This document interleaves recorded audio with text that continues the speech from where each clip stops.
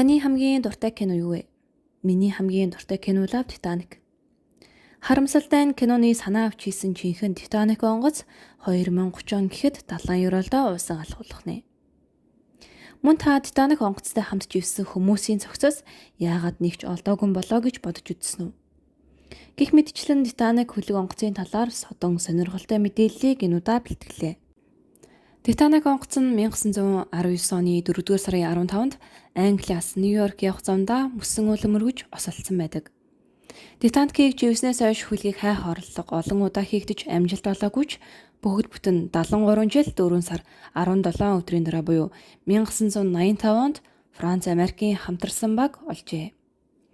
Үүнээс хойш далайн гүнд үүр дурших Титаник онгоцын зураг бичлэгийг авахар олон 10 шумбагч онгоц шумбсан байдаг.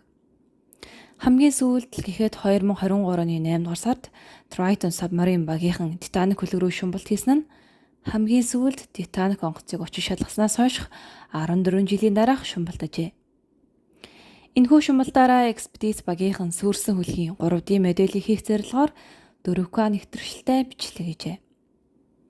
Эрдэмтэд хөлгийн идэгдэлтийн байдлыг шинжилсэний үндсээр хөлөг онгоцны үлдэгдэл нь металл идэгч бактери сэтгэдэн 2030 он гэхэд хөлөг онгоц тэрчгтээ идэгдэж устж үгүй болон хэмээн дүгнжээ.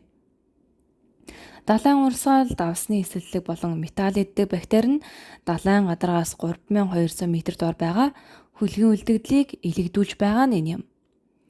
Өдөртөл гэхэд ойролцоогоор хэдэн 100 кг төмөр идэгдэж байгаа гэж үзжээ. Хөлгийн идэгдэлтийг том томруунаар харуулж байгаа хамгийн алдартай жишээ бол хөлгийн ахмад болох Эдвард Смитийн өрөөнд байрлах байна юм. Анх хөлгийг олох үед энэхүү байна бүтэн байсан ч 2019 он гэхэд аль хэдийнэ илэгдэж харагдгаа болжээ. Титаник хөлөг онгоцын ослоос амиа алдсан 1504 хүний ердөө 340 хүний цогц олсон байдаг. Титаник онгоц 1912 оны 4-р сарын 15-нд живснээс хойш 2 сарын дараа хамгийн сүүлчийн удаа хүний цогцос харагджээ. Тэгвэл үлдсэн 1200 гаруй хүний цогцос яасан болоо? Үүнийг тайлбарлахын тулд та бүхэндээ нэгэн туршилтын тухай ярьж өгье. Яг хүнтэй адилхан хэмжээтэй өгсөн гахааны биен дээр туршилтын 70 евролд тавьжээ. 4 өдрийн дараа гахааны зөвхөн арга яс нь үлдсэн байсан бол 6 сарын дараа гэхэд гахааны яс нь юу ч үгүй болж ямар ч улмаргүй устжээ. Хүний бие усанд бүрэн задарч дуусах хугацаа нь тухайн усан дах янз бүрийн амьтад хүчил төрөгч усны температур зэргээс хамаарна. Титаник хөлөг живсэн хойд Атлантын далайн температур харьцангуй хүйтэн. Тиймээс ч хүний цогцос илүү удаан хугацаанд Атлантын далайд хадгалагдах боломжтой ч далайн амьтад үүнээс өртөн хүний цогцыг идэн ердөө л яс нь үлдэнэ. Шинжлэх ухаанаас авч үзэхэд тэрхүү үлдсэн хүний яс олон жилийн туршид усанд хадгалагдах боломжтой ч Osedax буюу нэгэн төрлийн яс иддэг хоргоон улмаас яс нь бүрэн задарч дуусах юм. Тийм ч учраас бүгд бүтэн 73 жилийн дараа олсон Титаникийн үлдэгдлээс цогцос олдно гэдэг нь ямар ч боломжгүй зүйл ажээ. Далайн янз бүрийн амьтан бичил биетэнд идэгдэн үгүй болсон хүмүүсийн гутал хос осоороо яг л байр байрандаа өнгөлтөн харагддаг нь тун гонигтай. Гэхдээ сонирхолтой нь онгоцны хөдөлгүүрийн өрөө гэх мэт хөлгийн нилээд дотор талд битүүмжлэл сайтай хэсгээс маш сайн хадгалагдсан хүний цогцос олдох магадлал байгаа гэж үздэг юм байна. Та Титаникийн сүрлээс аврагдсан одоо хүртэл амьд байдаг болов уу гэж бодож үзсэн үү?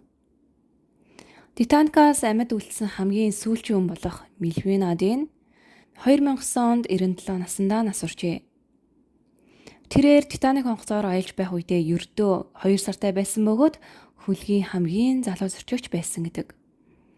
Тэрээр ээжтэйгээ хамт ослоос амьд гарч чадсан ч аав нь хөлөгтэйгээ хамт жив насаржээ.